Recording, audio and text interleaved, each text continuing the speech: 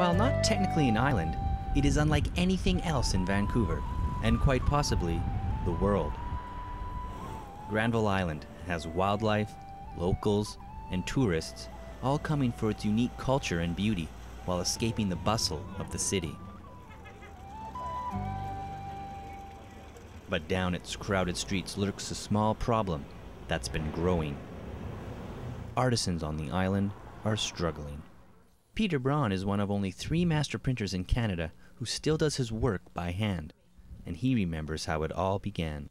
I got this space and I basically started with one little press and nothing.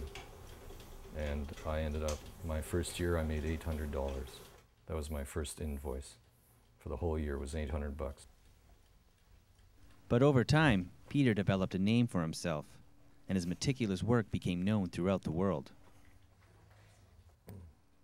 Even though money is still an issue, Peter and his assistant, Emily Cargrad, Leslie Anderson, don't measure success in dollars. If I had known how little money I would make in the end, I probably wouldn't have done it. But I also have, in the other hand, I've traveled to Newfoundland and New York and Singapore and Whitehorse and Dawson City and all that because of being a printer. And my prints are all over the world.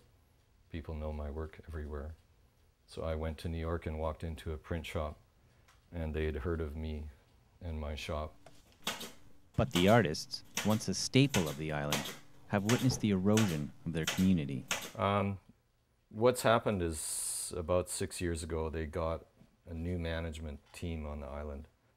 They're destroying that fine balance that exists, and they're so set on becoming property managers that they don't even care about us.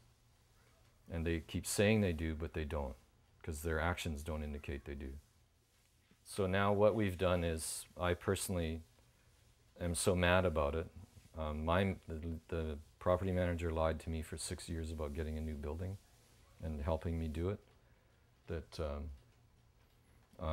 I've got so pissed off, I just decided not to deal with them anymore.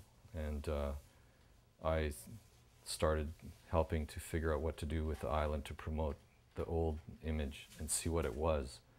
So I wanted to do the Granville Island book. The Granville Island book is my research, my way of researching into who we were, where we came from. If you read it, there's people that started the island, the very beginning of the idea. What was it? What it wasn't is what it's become. A shopping district and tourist hub, drawing thousands of visitors each year and turning the island into just another attraction. And Peter is not alone. David Bradford of the Alder Bay Boat Company shares Peter's sentiments, and in his past 20 years on the island, has noticed similar changes. There's been a number of us been on the island for quite some time, and of course Peter's been in the center of things for an awful lot of time, and he also has the inclination and capacity to relate to a lot of people. Pretty resolved, I think, to stay to the original vision, to what they love about Granville Island. There's a lot of passion about the island. It's not like a mall. It's not a functional thing, just where you come and purchase something. It's public space. It's a place where people come just to be. So it's a balance of many things, and I think that that balance is vital and must be kept in place. While the outlook is grim now, artists on the island hope that people wake up and smell the flowers, bringing the island back to its roots. Like, the business people need to be excited about being here, instead of it just being some stupid drudgery place to go and work, which is what it is for a lot of people. So it never used to be that way.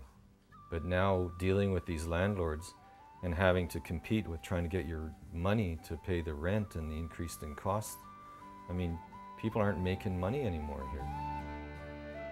And no money means that many artists are going to pack up and take off, leaving the island they once loved behind them. Josh Draco in Vancouver for BCIT Magazine.